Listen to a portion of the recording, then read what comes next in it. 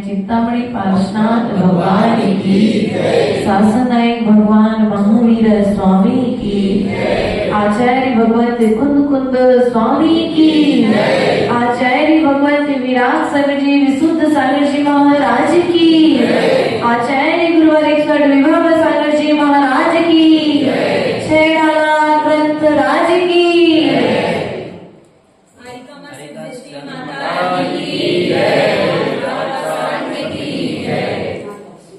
प्रिय आत्मा, हम सभी ने कल प्रथम ढाल के माध्यम से छेड़ाला ग्रंथराज के लिए समझने का पुरुषार्थ किया था। प्रथम ढाल में पंडित दौलत राम जी ने किसी एक भगवान का नाम नहीं लिया। विचार किया आप लोगों ने? तीन भुवन में सार, अर्थात जिन्होंने तीन लोक में सारभूत तत्व केवल ज्ञान को प्राप्त कर लिया है, क्योंकि एक केवल ज्ञान ही एक ऐसा ज्ञान है जिससे पूर्ण ज्ञान कहा गया है। केवल ज्ञान को पूर्ण ज्ञान किया कहा गया है। मति ज्ञान, श्रुति ज्ञान, अवधि ज्ञान और मना पर है ज्ञान, ये ज्ञान अधूरे ज्ञान है, क्योंकि ये किसी ना किसी के आश्रित हैं। लेकिन केवल ज्ञान एक ऐसा ज्ञान है जो शुद्ध ज्ञान है और किसी के आश्रित नहीं है, क्योंकि कुछ ज्ञान ऐसे हैं जो इंद्रियों के और मन की सहायता से होती है। अवधि ज्ञान जो है वह द्रव्य क्षेत्र काल भाव की मर्यादा को लिए हुए होता है, और जो मनापरय ज्ञान है वह दूसरे के मन में स्थिर बात को जान लेता है। अर्थात मनापरय ज्ञान छठवें गुण स्थान वर्ती मुनिराज से प्रारंभ होता है। अर्थात पंचम गुण स्थान वर्ती श्रावक के लिए, आरिका के लिए, क्षुल्लक के लिए, क्षुल्लिका के लिए, ऐलक के लिए यह ज्ञान अर्थात सामान्य श्रावक के लिए ज्ञान नहीं होता है। ऐसे केवल ज्ञान स्वरूप परमात्मा के लिए मेरा नमस्कार हो। ऐसा नहीं कहा कि भगवान महावीर स्वामी के लिए नमस्कार हो, या पारसनाथ भगवान के लिए नमस्कार हो, या आदिनाथ भगवान के लिए नमस्कार हो, नहीं। जिन जिन जीवों ने, क्योंकि 24 तीर्थंकर तो अपने ज्ञान का विषय बने हैं, लेकिन जो 24 तीर्थंकर बने हैं क्या मात्र वे ही मोक्ष गए हैं कि उनके अलावा भी जीव मोक्ष गए हैं? मात्र अन्य जीवों ने भी केवल ज्ञान प्राप्त किया है। 24 के पहले भी तो अनंतानंत 24 हो चुके हैं। ऐसे उन सभी केवल ज्ञान प्राप्त करने वाले परम परमात्माओं के लिए मेरा ऐसा आचार्य पंडित दौलत राम जी ने यहाँ पर बतलाया था।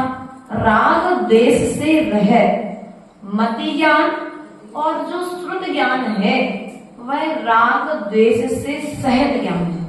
किससे सहित है? राग द्वेष से सहित ज्ञान है, शुद्ध ज्ञान नहीं है, क्योंकि यह विकारों को लिए हुए है। देखना, ध्यान रखना, जब तीर्थंकर जो हुए हैं इन्होंने जैसे ही दीक्षा ली ना, दीक्षा के साथ इन्होंने मौन धारण कर लिया। संगत ध्यान से सुनना बेटा। आचार्य गुरुदेव कहते हैं कि यदि कुछ उपलब्धि प्राप्त करना है जीवन में तो दीक्षा के पश्चात मौन हो जाओ, जिनवाणी से नहीं, विकथाओं से, राग द्वेष की बातों से। क्योंकि जब हम राग द्वेष की बातों से, विकथाओं से, कसायों से मौन होंगे तब कहीं जाकर के वीतराग स्वरूप केवल ज्ञान को प्राप्त कर पाएंगे। इसलिए जब भगवान ने दीक्षा धारण की, जंगल में जाकर के स्वयं दीक्षा ले ली और दीक्षा के साथ में मौन ले लिया। उसके पहले बोले क्या, कोई ग्रंथ में आया कि केवल ज्ञान के पूर्व कोई तीर्थंकर बोले हो? क्यों नहीं बोले? क्योंकि उन्हें मालूम था ये जो मति ज्ञान, श्रुत ज्ञान, अवधि ज्ञान हमारे पास में है, ये अवधि ज्ञान अधूरा ज्ञान है, ये पूर्ण ज्ञान है। हमारे मुख से कहीं कोई अशुद्ध शब्द ना निकल जाए। इसलिए वे दीक्षा के साथ में केवल ज्ञान होने तक मौन रहते हैं। और तो और भगवान महावीर स्वामी का समोसण लग गया है, समोसण लगा रहा। 65 दिन तक भगवान बैठे हैं, 66वां दिन प्रारंभ हो गया, भगवान की दिव्य ध्वनि नहीं गिर रही। केवल ज्ञान हो चुका, लेकिन फिर भी भगवान ने मौन नहीं खोला। क्यों नहीं खोला? क्योंकि उनकी वाणी को सुनने के लिए अभी उतना योग्य पात्र भी उस सभा में नहीं था। इसलिए भगवान ने मौन नहीं खोला। और जैसे ही यह बात सौधर्मेंद्र ने अपने अवधि ज्ञान से जानी, तत्काल वह पहुंच गया गौतम गढ़धर अर्थात इंद्रभूति के पास में। वहां पहुंच करके उसने उनसे प्रश्न किया कि आप मेरे इस प्रश्न का उत्तर दे दीजिए। कई काल्यम द्रव्य सटकम नवपद सहितम जीव सटकाय लेश्य। उन्होंने कहा ये 3 काल कौन से होते हैं, ये 9 पद कौन से हैं? सौधर्मेंद्र ब्राह्मण का रूप बना करके गया था, उसको तो चाहता था। उसने कहा मेरे गुरु ने ये प्रश्न पूछा है, आप इस प्रश्न का उत्तर दे दीजिए। बोले आपके गुरु को तुम यहाँ पर लेकर के आओ, तब मैं उनके प्रश्न का उत्तर दूंगा। सौधर्मेंद्र ने कहा मेरे गुरु आपके पास में नहीं आ सकते, लेकिन यदि आप कृपा करें तो आप मेरे गुरु के पास चलें और मेरे इस प्रश्न का समाधान करें। अंधा क्या चाहे? 2 आंखें। लंगड़ा क्या चाहे? लाठी, पैर। ये बंधुओं सौधर्मेंद्र की यह है क्रिया। उस इंद्रभूति गौतम, उसके 3 भाई थे, 3 भाई सहित 1500 शिष्य, प्रत्येक के 500 शिष्य थे। आ गए, समोसण के पास में आए और जैसे ही समोसण में भगवान के मान स्तंभ को देखा, और उसका मान गलत हो गया, उसके मुख से निकल गया। जयति भगवन हेमं भुज प्रचार विचिंबिता, वामर मुक्त छायोत्कीर्ण प्रभा परिचुंबितो। अर्थात उसने जिनेंद्र भगवान की स्तुति करना प्रारंभ कर दी और जैसे ही भगवान के समूह शरण में पहुंचा, उसने भगवान से दैववरी दीक्षा धारण कर ली।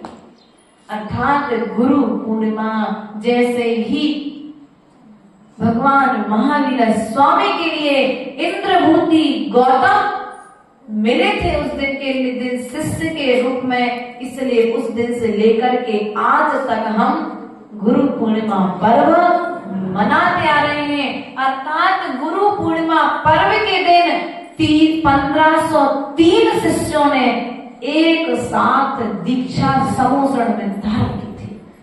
प्रिय बंधुओं, केवल ज्ञान, अब जब शिष्य और गुरु का मिलन हो गया तब जाकर के समूह शरण में वीर शासन जयंती अर्थात जिनेंद्र भगवान की दिव्य ध्वनि खिली, जो अपन वीर शासन जयंती के माध्यम से जानते हैं। और उस देशना को हम आपके लिए अपने ज्ञान के द्वारा देने का प्रयास करेंगे, जिससे संसार सागर में जो अनादि काल से भटक रहे हैं वह यात्रा हम समाप्त कर सके। क्योंकि यह 6 ढाला ग्रंथराज आचार्य गुरुदेव कहते हैं नाव के समान है। किसके समान है? नाव के समान है। जो नाव में बैठेगा वह बैठ करके पार हो जाएगा। उस नाव में, इस 6 ढाला की नाव में बैठ करके हम संसार सागर से पार होने के लिए सिद्धालय तक अर्थात एक छोर से दूसरे छोर तक जाने का प्रयास और पुरुषार्थ करेंगे। विज्ञानता अर्थात यहाँ पर विशिष्ट ज्ञान, विज्ञान अर्थात विशिष्ट ज्ञान अर्थात केवल ज्ञान यहाँ पर कहा गया है। शिव स्वरूप अर्थात शिव स्वरूप अर्थात आनंद स्वरूप, और दूसरा हमने कल आपको बताया था मोक्ष। क्या? मोक्ष और आनंद। तो आनंद को देने वाले शिव अर्थात अपनी आत्मा से मिलन करने वाले ऐसे शिव स्वरूप आत्मा के लिए मेरा मन से, वचन से और काय से बारंबार नमस्कार निवेदित करते हैं। चलते हैं अगली कारिका की ओर। यहाँ पर क्या कहते हैं पंडित दौलत राम जी, तो समझने का प्रयास करते हैं। जी त्रिभुवन में जीवे अनंत,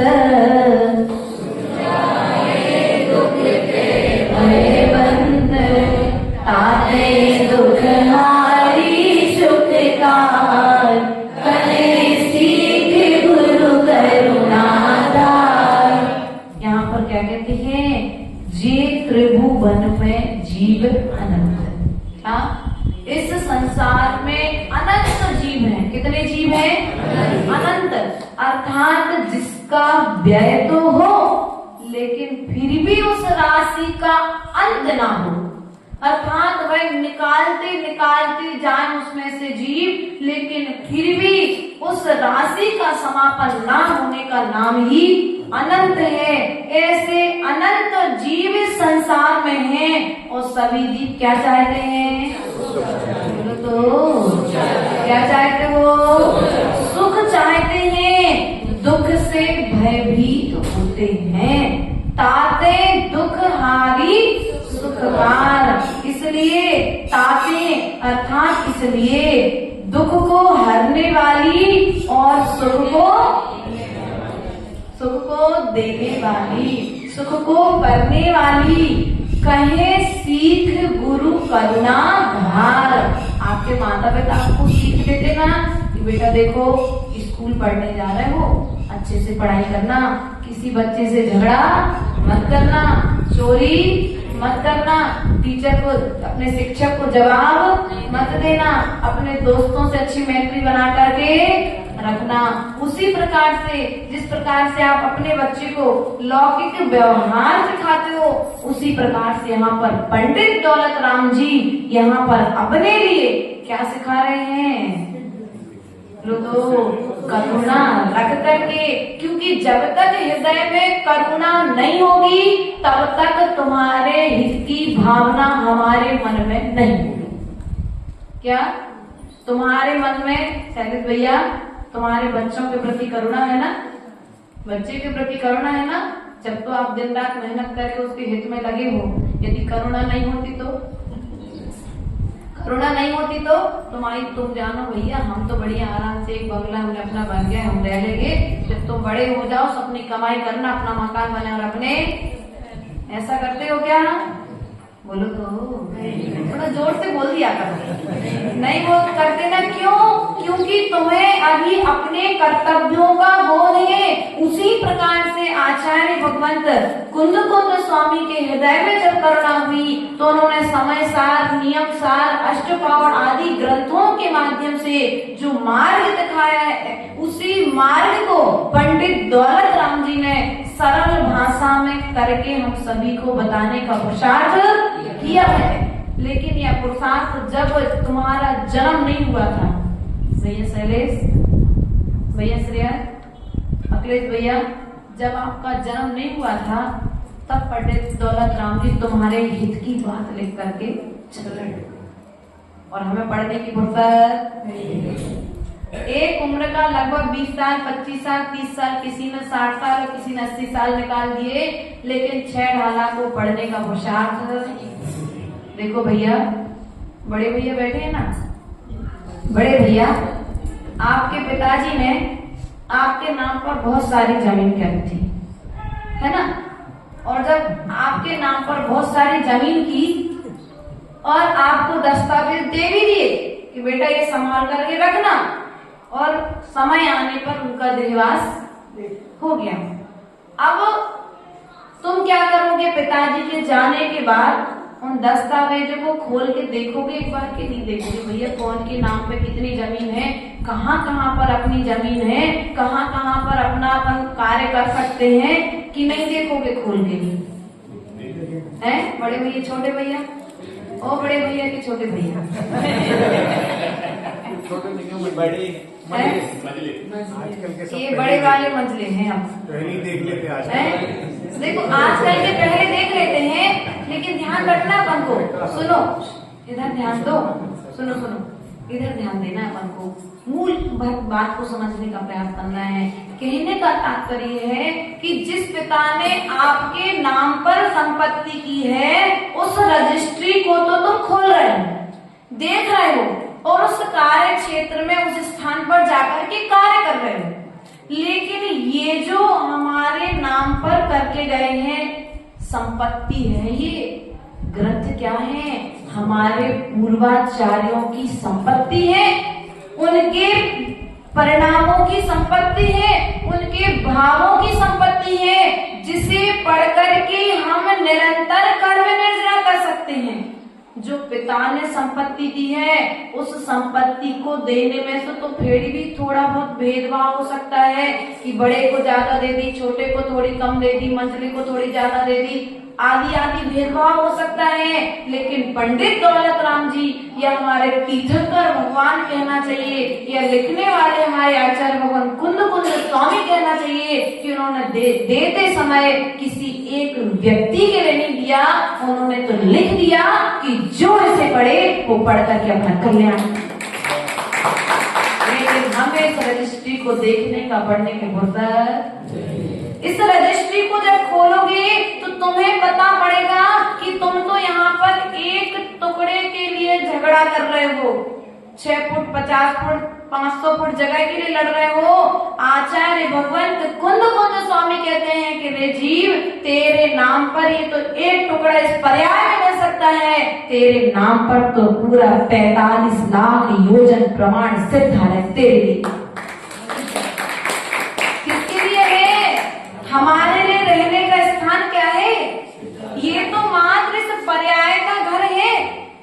इस पर्याय में रहने के लिए तो मिला है, मंदिर बना है, लेकिन तुम्हारी शाश्वत भूमि, तुम्हारा सही ठिकाना तो सिद्धालय है। हमारा स्थायी पता, स्थायी मकान तो सिद्धालय है, जहाँ एक बार जाना है फिर कभी भी आना नहीं है। हैं, हम सिद्धालय जाने के लिए यहाँ पर एक 6 डाला लेकर के बैठे हैं, अपनी आत्मा से मिलने के लिए यहाँ पर बैठे हैं। क्योंकि जब तक आत्मा से नहीं मिलेंगे, रिश्तेदारों से खूब मिले हैं, परिवार से बहुत मिले हैं, पुत्रों से बहुत मिले हैं, इष्ट मित्रों से बहुत मिले हैं, लेकिन आज तक हम किससे नहीं मिले हैं? तो अपनी आत्मा से नहीं मिले हैं। हमने अब कभी भी अपनी आत्मा को अपना मानी नहीं है। और तो और लोगों की स्थिति क्या है कि आत्मा को और शरीर को एक मान करके, क्या आत्मा को और शरीर को एक मान करके रखा है। जब एक मेघ मान करके रखा है तो पंखा भी चाहिए, कूलर भी चाहिए, एसी भी चाहिए, अच्छा पहनने ओढ़ने खाने के लिए भी चाहिए, है ना। और लेकिन जिसने भेद विज्ञान रूप मान करके रखा है कि भैया साधना करने के लिए शरीर चलाना है, तो एक टाइम भोजन में भी काम चल सकता है, शुद्ध भोजन में भी काम चल सकता है, लेकिन हमें विषय भोगों की पूर्ति करना है तो पूरे संसार की सामग्री हमारे घर पर आ जाए तब भी हमारी इच्छाओं की पूर्ति नहीं होती है। अर्थात गुरु ने हमारे पर बड़ा प्रयास और पुरुषार्थ किया कि अपने हृदय में करुणा रखी और करुणा रख करके हमें 6 ढाला ग्रंथ राज प्रदान किया है। अर्थात हमें प्रयास और पुरुषार्थ करना है दुख के कारणों को छोड़ने का। भैया कारण छोड़ दो, कार्य हो जाएगा। कारण छोड़ दो, कार्य हो जाएगा। क्योंकि जब तक कारण नहीं छूटेगा, जब तक कार्य भी नहीं होगा। कारण मिलाया ना आपने, सुबह से नहाया धुलाया, कारण मिलाया। कैसे कारण मिलाया?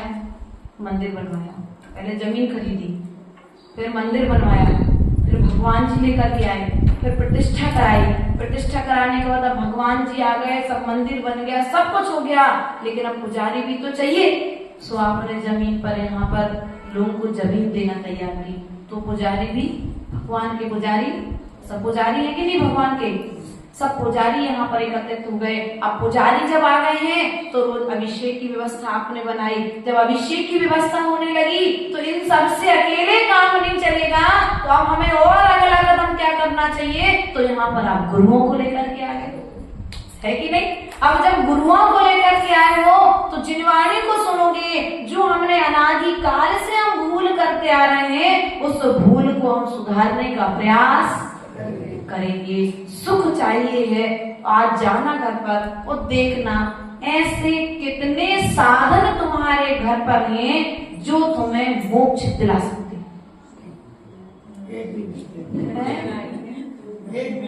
अब देखो आप लोग कितने अच्छे हो कि एक बार में यही सुन के निर्णय कर दिया,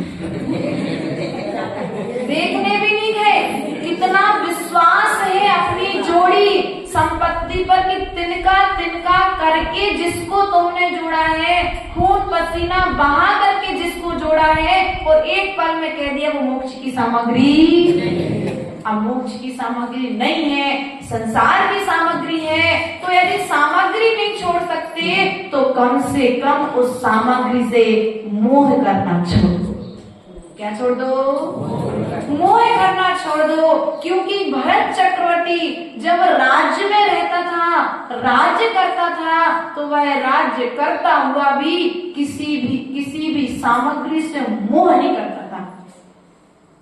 भरत चक्रवर्ती का एक उदाहरण आता है आदि पुराण में कि जब चक्रवर्ती भोजन करने बैठता था ना तो कसाय नहीं करता था, है ना। क्यों नहीं करता था कसाय? कि तत्व ज्ञानी था, 6 खंड का अधिपति था, भगवान को रोज आहार दान दिया करता था मुनिराज के लिए, वह स्वाध्याय किया करता था, सामय करता था, उसे कसाय करने के फलों का ज्ञान था। किसका ज्ञान था? उसे कसाय के फल का ज्ञान था। यदि मैं कसाय करूंगा तो कसाय का फल नरक निबोध त्रयंच गति है, अर्थात कुगतियों में परिभ्रमण करना पड़ेगा। चक्रवर्ती जब उसे उसकी रानियां भोजन परोसती थी भैया और भोजन परोसते परोसते यदि कभी भोजन के समय में गर्म खीर आ गई तो चक्रवर्ती उतने समय नमोकार मंत्र का जाप कर लेता था। और हम क्या करेंगे उतने समय एक दूसरे पर, जब तुम्हें पता था कि हमारा टाइम हो रहा है जाने का ऑफिस के लिए, तुमने गरम गरम सब्जी परोस दी, तुम्हें भोजन बनाने नहीं आता, बिना नमक का भोजन परोस दिया ना। ऐसे तुम लोग को सुनने पड़ते होंगे कभी कभी, कभी कभी तुम लोग को भी सुनना पड़ता है क्योंकि ये लोग भी कोई कम। जब तुम्हें पता है कि हमें ऑफिस जाना है तो तुमने टाइम से डीजल क्यों नहीं डलवाया, पेट्रोल क्यों नहीं करवाया गाड़ी में, हमने कल बोल दिया था गाड़ी खराब हो गई है, आदि आदि व्यवस्थाएं आप लोग आपस में। तो चक्रवर्ती ये सब कुछ काम नहीं करता था। वह प्रेम व्यवहार से हित मित और प्रिय, हित मित और प्रिय वचन बोलता था कि उसके वचनों से संगी पंच इंद्री तो ठीक है, किसी एक इंद्री जीव के लिए भी ठेस ना पहुंच जाए। सुख चाहते हो ना, बोलो तो चाहते तो हो, लेकिन सुख के कार्य नहीं करते हो। जिन वचनों से हमारे परिवार में भेद हो जाए उन वचनों को हम नहीं बोलेंगे। भैया इतना तो कर सकते ना। जिन वचनों से हमारे परिवार में झगड़ा हो जाए उन वचनों को हम नहीं बोलेंगे, क्योंकि अगर उन वचनों का त्याग कर दोगे तो सब तुम्हें चाहने लगेंगे, सब तुमसे प्रेम करने लगेंगे। लेकिन हमारी स्थिति क्या है, हम जो कह रहे हैं वही होना चाहिए, नहीं, ऐसा नहीं है। तीर्थंकर भगवान ने जब अपनी नहीं चलाई, तीर्थंकर प्रकृति का बंध करने के बाद राज्य का संचालन किया, वे भी अपनी प्रजा को लेकर के चलते थे। तो देखो यहीं पर भरत चक्रवर्ती भोजन करते समय समता रखता था, तो क्या अन्य क्षेत्रों में समता नहीं रखता होगा? रखता था। अर्थात भोजन करते समय आप जितनी सावधानी रखेंगे उतने आपकी कर्म की निर्जरा होगी, और जितनी सावधानी भोजन करते समय रखेंगे वैसे ही सावधानी आपकी दिन भर बनी रहेगी।